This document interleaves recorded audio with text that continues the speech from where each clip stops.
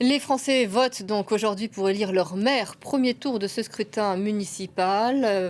Rachida Dati et Emmanuel Grégoire ont déjà voté pour ce qui concerne Paris. Vous le voyez à l'image, de la Nouvelle-Calédonie à la métropole en passant par la Réunion. La grande inconnue était celle de la participation. Et donc le premier chiffre vient d'être publié. Nous retrouvons au ministère de l'Intérieur James André. James, ce scrutin mobilise-t-il donc? Eh bien écoutez, il semblerait qu'il mobilise un petit peu moins que les années précédentes, puisqu'effectivement la participation à midi s'établit à 19,37%. On passe donc sous la barre des 20%.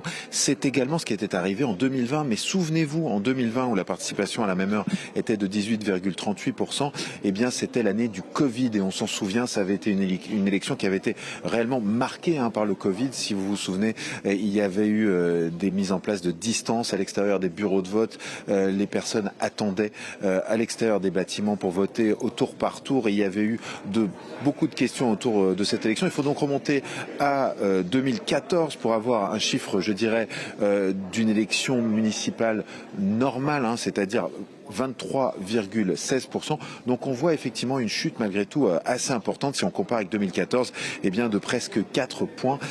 C'est beaucoup.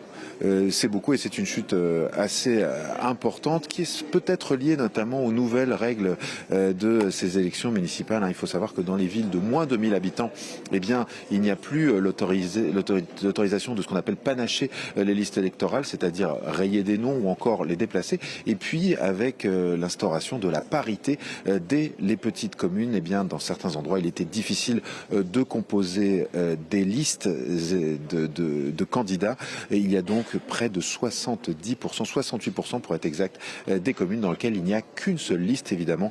Cela fait qu'il y a beaucoup moins d'enjeux dans toutes ces petites communes rurales. Alors James, que l'on comprenne bien, quels sont les enjeux de ce scrutin?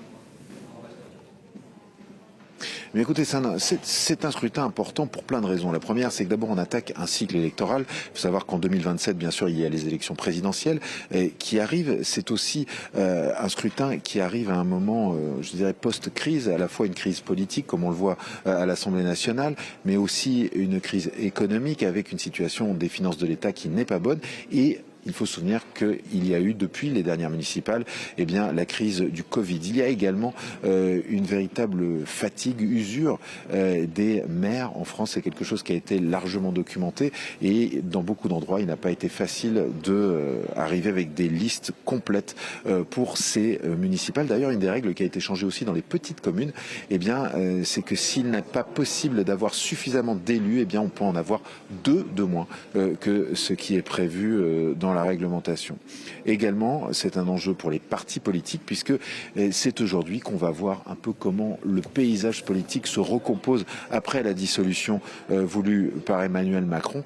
Pour les partis, c'est aussi crucial parce que c'est bien souvent à l'échelon de la municipalité que les futurs cadres se forment, notamment pour accéder à des fonctions au niveau national.